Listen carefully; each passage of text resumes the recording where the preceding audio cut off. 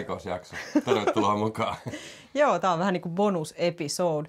Me saatiin 500 tilaajaa täyteen ja ei oltaisi kyllä kuviteltu tai ikinä uskottu silloin tammikuussa, kun kuvattiin ensimmäinen Tube-video, että me saataisiin 500 tilaajaa täyteen tämän vuoden puolella. Että on kyllä mennyt paremmin kuin mitä olisi kuviteltu. Joo, ei ollut kyllä mitkään uskomukset tai jumalat sen puolella. Että Niin. siis saatu, mutta täytyy kiittää kaikki, jotka meidän touhua on jaksanut seurata ja ehkä jaksaa seurata myös tulevaisuudessa. Mutta mennään aiheeseen.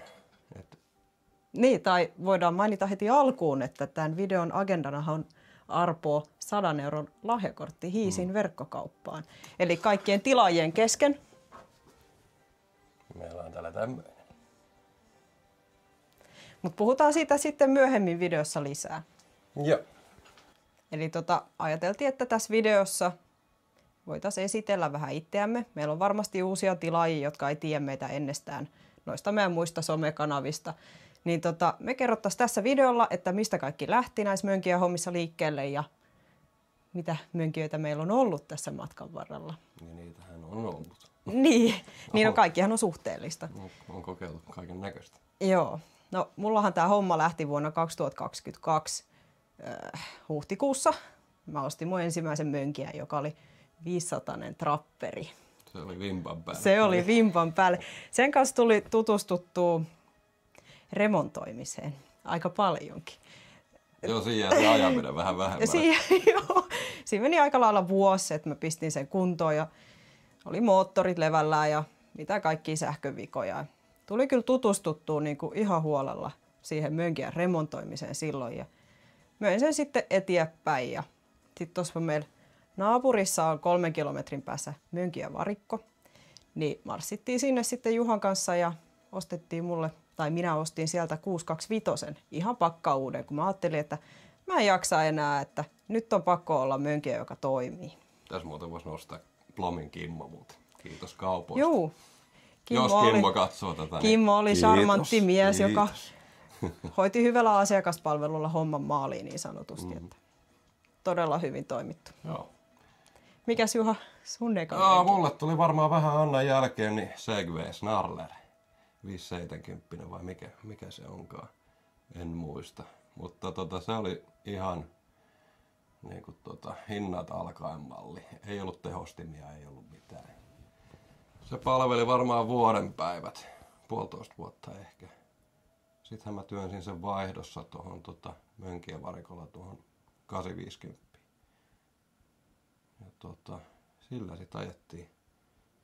Ja ruvettiin varusteleekin niitä sitten enemmän tuohon HC-käyttöön. Niin, tai alkuunhan me ajateltiin, että käydään niissä ajotapahtumissa. Että oltiin niin pitkään katseltu kaikkia videoita YouTubesta ja somesta muutenkin, niin ajateltiin, että pistetään oma somekanava pystyyn ja aloitettiin sitten Instagramilla ja ruvettiin varustelemaan näitä meidän CF-motoja. Siinä tehtiin reelsejä ja kuvia julkaistiin sinne silloin. Joo, ja innoittajana tässä varmaan Kannasto Films ja Moran mönkijätalli. Oikeastaan niitä videoita on tullut silloin alkutaipaleella katsottua ennen kuin on käyty yhtään missään ajamassa. Niin no silloin ei kyllä ollut ajatuksena se YouTube, paitsi sulla ehkä, mutta niin. Sä vähän lämmittelit mua sit siihen. Joo. Et ensin oli Instagram ja sitten tuli myöhemmin TikTok. Tässä vaiheessahan me eletään 24 kevättä. Ja mehän käytiin silloin Askolan ruukiajoissa. Silloin 24 keväällä. Joo. Sitten sen jälkeen me käytiin vielä yksi Askolan ajotapahtuma ennen sitten sitä päätapahtumaa Raajärveen. Et sinnekään me ei oltu lähdössä, mutta Allu sai meidät ylipuhuttua sinne Raajärvelle, eikä se tosiaan ollut niinku yhtään huono juttu. Ja sekin oli kohtuu lyhyellä varoitusajalla. Joo, siinä oli niinku 2-3 päivän varoitusaika. Et se jäi vähän torsoksikin se reissu, kun mehän saavuttiin vasta torstai-iltana sit Raajärvelle. Mutta Ja siinä hirveässä kiireessä rakennettiin mun mönkkiä toi syylarin nosto ja snorkkeli. niin oli. Tai snorkkelit. Se on aina kaikki tehdään kiireessä. Se on joku juttu. Joo.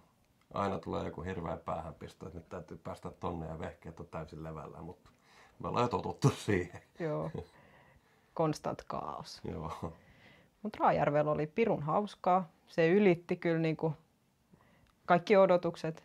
Tai en mä tiedä, olihan meillä odotukset korkealla sen suhteen, että hauskaahan meillä oli. Eikä rikottu se mitään? Ei rikottu ekana vuonna yhtään mitään. No vinssinaru. Vinssinaru meni poikki. Vapautin hajos vinssistä. Se oli se vakio vinssi, mikä siinä oli se 8,5 kanssa. Joo, mutta muuten vehkeet toimisi. Joo, muuten ei ollut mitään. Mutta sitten siitähän Raajärven jälkeen tulikin aika iso harppaus sitten mönkijöintiin, minkä takia oikeastaan varmaan tässä pisteessä ollaan. Ja Tallu taas syyllisenä tähän, että me käytiin sitten Virossa ajelemaan vähän kilpaa Metsiklassi ensimmäisenä heinäkuussa 24. Joo, itsellä oli semmoinen olo, että mä en tule selviämään mitenkään siitä, mutta ei se ollut kuin ajaa vaan. 2-päiväinen kilpailu, ekana päivänä 2,5 tuntia ja toisena päivänä sitten 1,5 tuntia. Mä rikoin siellä tukivarsia ja mitä liian kaikkea, mutta siinä päivien välissä kerkesi ne korjaamaan, vaikka en nyt kumpanakaan päivänä maaliin päässyt, kun vehkeet hajos. Mutta No mä pääsin maaliin molempina päivinä, että olen siitä erittäin ylpeä. Mutta joo, ei sieltä oikein semmoista mainittavaa menestystä tullut, mutta katsotaan, jos joku vuosi tulee. Totta kai. Mutta käytiin me toinenkin kisa sitten ajamassa. Ja välissä oikeastaan tuli sitten tää Tonninen, mikä Vauhtivarakolta ostettiin. Tämä. Villeltä tuli tämmönen niinku tarjous, missä ei voinut niinku kieltäytyä, niin käytiin kotiuttaa toi Tonninen sitten. Ja sillähän ajettiin sitten se toinen Virokisa, se Vagavesi. Ja sielläkin oli vähän epäonnea mukana. No ei sulla, mulla oli, mutta Jaru Satula repesi irti ja keskeytys taas. Se oli harmi, kun ei tehty silloin vielä YouTubeen, että olisi meinaa tullut aika paljon hyvää kontenttia noilta reissuilta. Joo, niistä olisi tullut, mutta ehkä me kerätään vielä. Joo. Varmasti kerätään. Kyllä. Mutta sittenhän tuli toi Vörrikrossi, eli Suomen, no tuolla Imatralla oli semmoinen ratakisa, vai miksi sitä sanoisi, cross country kisa. No joo, vähän niin kuin Vuoksi Offroad järjesti. Joo, niin käytiin sitten siellä ja siellä Juhalla oli vähän enemmän epäonnea sitten tämän kyseisen mönkijän kanssa. Eli kerros nyt vähän lisää. No joo, omasta ajovirheestä mentiin mukkelis-makkelis jäähdyttimät täynnä soossia. No sehän nyt on siinä meidän ensimmäisellä YouTube-videollakin käydään tätä vähän enempi läpi, mutta se meni mukkelis-makkelis sinne ja ajoin niin pitkään kuin vehkeet liikkuu ja suli toi moottori. Niin sekin on varmaan yksi iso syy, minkä takia tätä tubea nyt on tehtykin. Niin tosiaan tuosta moottorin rakentamisesta, uudelleen rakentamisesta on tehty 2-osainen videosarja ja ne löytyy meidän kanavalta myöskin. Eli siihen tuli Big Bore-kitti tuolta Amerikasta. Maailman ensimmäinen Big Bore CF-moto. Toimivana? Niin, Gen 2, tonninen. No tuo Tonnisen moottoriremontti kesti kohtuu pitkään. Odotettiin osia ja oli muutakin kaikkea puuhaa sitten kotosalla, mutta siitä rupesi vähän ajohammasta kolottamaan ja sitten kun tuo Tonninen täysin levällään, niin piti käydä hakemaan ajopeli sitten. Ja ajopeliksi valikoitui sitten toi Outlander XMR 650, mitä nyt oikeastaan etsittiin jonkun aikaakin jo salassa, mutta semmonen tuli kotiutettu sitten Virosta. No siitä ei hirveän kauan sitten mennyt, kun mä tykästyin vähän Juhan Kanamiin, 650 XMR, niin mun piti saada sitten semmonen itselleni. Et siellä oli varmaan vajaa puoli vuotta, niin käytiin sitten Virosta hakea mullekin semmonen. Tällä hetkellä ajellaan nyt noilla Kanameilla pääosin. Et olihan toi Tonninen mukana kiihareissa, käytiin. Niin varmaan edellinen kerta, kun ollaan ajettu, niin oli sillä pidetään hauskaa. Niin, se on semmoinen hauskanpitolaite. Ja mulla on sitten toi mun CF-moto myynnissä. Ei ole vielä oikein kukaan innostunut siitä. Että kyselijöitä on ollut, mutta ei ole vielä kauppoja syntynyt. Meidät tosiaan löytää tuolta Instagramin puolelta, TikTokista, Facebookista ja YouTubesta. Ja tämän arvonnan säännöt on seuraavat. Eli pistäkää kommenttia alle, mitä te ostaisitte Hiisin verkkokaupasta, hiisiproducts.fi.com. Apua, lukeeko se tossa? No se lukee meidän kuvauksessa, mikä se osoite on. Niin ja meidän kanava tilaukseen. Toista mä voin anna tätä kellekään. Mä käytän tätä itse. Hölmö. Tää on teille, ei Juhalle. Eli kanava seurantaan, tilaukseen, meidän YouTube-kanava nimenomaan. Ja sitten se kommentti alle, että mihin käytät tämän lahjakortin. Joo, sieltä löytyy paljon kaikkea kivaa sieltä. Joo, kannattaa käydä katsomassa. Joo, mönkin aiheesta aika moneen merkkiin saa kaiken näköistä performance-osaa ja mitä liian kaikkea. Variaattoriosia.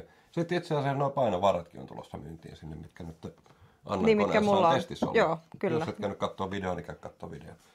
Laitetaan sekin vaikka tuonne kuvaukseen. Ja laitetaan tämänkin tuonne kuvaukseen. Linkki tänne nettisivulle suoraan. Ei voi helpompaa olla. Nyt toimikaa. I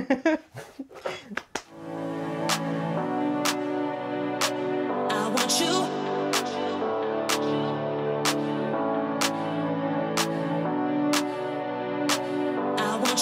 I want you one more time.